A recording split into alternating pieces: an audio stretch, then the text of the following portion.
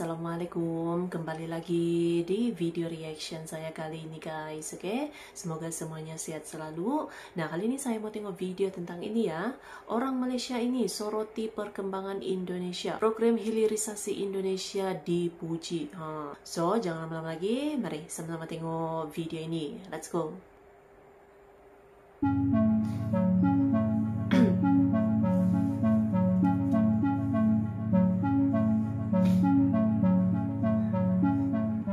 Siapa sangka orang Malaysia ini menginginkan negaranya seperti Indonesia. Kenapa begitu? Karena apa yang dilakukan oleh Indonesia saat ini menginspirasi negara-negara sahabat, termasuk Malaysia. Kalau nikel dijadikan kepala bateri, dia nak keluarkan kepala bateri sendiri. Kalau bauksit dijadikan apa produk pun, Indonesia kata mereka akan mengeluarkan produk tersebut sebagai end produk. Berarti mereka korek daripada bumi mereka, mereka ekspor adalah final produk. Sebab tu saya suka untuk saudara tengok kenyataan Bahlil, Menteri Sumber Bumi Indonesia mengenai perang nikel. Indonesia tidak mengekspor lagi nikel. Saudara akan tengok bagaimana negara-negara yang memiliki sumber.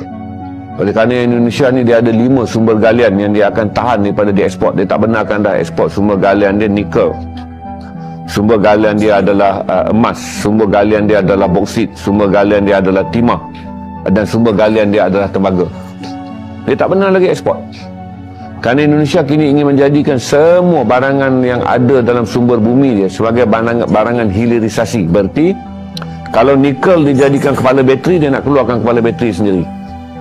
Kalau bauksit dijadikan apa produk pun, Indonesia kata mereka akan mengeluarkan produk tersebut sebagai end produk. Berarti mereka korek daripada bumi mereka, mereka ekspor adalah final produk. Bagi negara-negara yang selama ini telah menggunakan produk tersebut untuk meraih untung, mereka beli hasil bumi daripada Indonesia dengan murah, mereka proses jadi end produk, mereka jual. Secara rutinnya tu, negara yang mengeluarkan produk hanya mendapat 20% daripada penilai barang. Negara yang memiliki teknologi memproses produk memiliki 80% keuntungan daripada produk ujung barang. Tapi Indonesia kata sebagai bangsa yang dah lama mereka, tahun 45, mereka tak mahu lagi menjadi negara yang seperti negara terjajah. Jika saudara ambil, saudara akan nampak bahawa kawalan negara-negara yang memiliki sumber komoditi akan menjadi lebih kuat. Kita sekarang ni berdoa dan kita harap, saya pun harap Malaysia menyokong perjuangan Indonesia untuk berperang dengan WTO, World Trade Organization. Indonesia sedang menghadapi saman. Satu daripada Australia dia dah kalah untuk nikel, tapi dia masuk pusingan rayuan di Mahkamah Timbang Tara World Trade Order.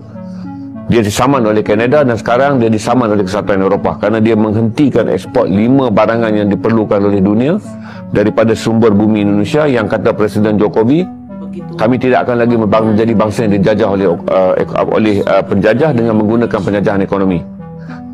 Kerana kata Indonesia, mereka sedang memulakan langkah yang paling besar yang akan mengubah lagi satu trend dunia, di mana negara yang mengeluarkan produk hasil bumi tak boleh dipaksa dalam perjanjian untuk menjual produknya tanpa pilihan. Indonesia kata pilihan mereka sekarang, mereka nak hasilkan dalam negeri mereka. Kerana daripada mereka gali, mereka proses, mereka jadikan produk, mereka jual. Berarti mereka mendapat keuntungan 100%. Mereka hanya meraihkan pelabur je. Kalau pelabur tu tahu tentang teknologi memproses yang sekarang ni dibuat di negara-negara pengimport. Negara pengimport kena bawa duit dan ekspor teknologi mereka untuk berpangkalan di Indonesia, supaya Indonesia boleh meraih lebih cukai, peluang pekerjaan, dan hasil buminya tidaklah dia lihat. Dia jual 20%, orang produce lain jadi jual RM1. 80% negara yang buat production tu yang dapat. Mereka negara yang menggali hasil bumi terasa seperti dijajah di bawah neokolonialisme ekonomi.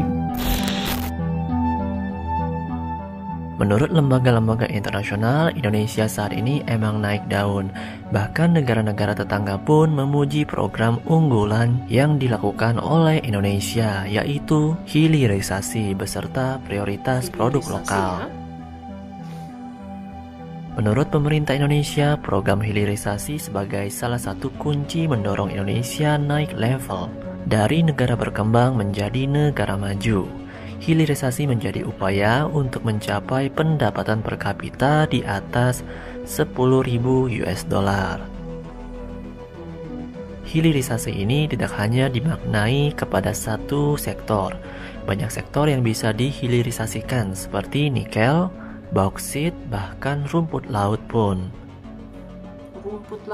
Apalagi dunia sekarang ini banyak berbicara tentang green energy dan green industry. Menteri Investasi Bahlil Lahadalia menyebut hilirisasi tidak hanya untuk nikel, namun dilanjutkan ke tembaga hingga yang teranyar hilirisasi pasir kuarsa dan pasir silika yang direncanakan dalam proyek Rempang Eco Park di Batam, Kepulauan Riau. Untuk yang di Rempang, ia mengatakan pemerintah ingin membangun industri kaca beserta hilirisasi untuk solar panel. Dan ini kedepannya untuk green energy karena semua dunia akan membutuhkan solar panel, ungkapnya. Berkat hilirisasi Indonesia sejak 2 tahun terakhir, industri pertambangan Indonesia mengalami lompatan cukup tinggi. Hal ini berkat komitmen pemerintah yang serius untuk melanjutkan hilirisasi bahan tambang. Secara bertahap, pemerintah terus melakukan penghentian ekspor bahan tambang mentah, dimulai dari nikel, bauksit, timah, hingga alumina. Hilirisasi merupakan strategi pemerintah guna meningkatkan nilai tambah komoditas yang dimiliki suatu negara. Seperti pemerintah betul-betul meyakini bahwa hilirisasi akan menjadi lompatan besar peradaban negara. Sebab Indonesia dinilai sudah lama bergantung pada komoditas mentah yang kurang memiliki nilai tambah. Dengan rencana hilirisasi pertambangan dan ekosistem kendaraan listrik, nikel Indonesia kini menjadi primadona dunia. Seperti diketahui, nikel menjadi bahan baku utama dalam pembuatan baterai kendaraan listrik.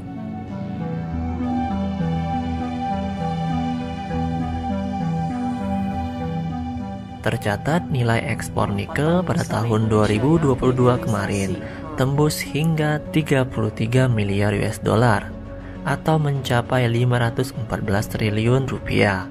Realisasi itu naik signifikan dari tahun 2021 yang mencapai 20 miliar US dollar, bahkan dari tahun 2018 sampai 2019 yang hanya 3,3 miliar US dollar.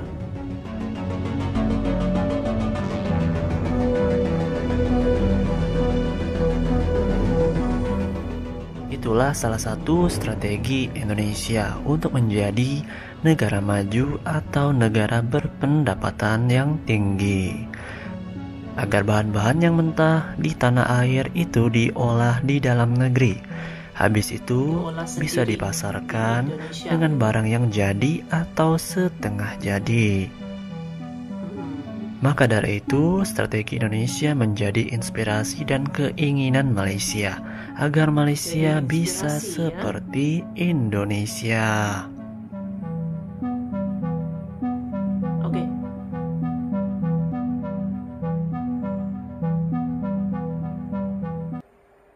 Oke guys, jadilah dia videonya ini.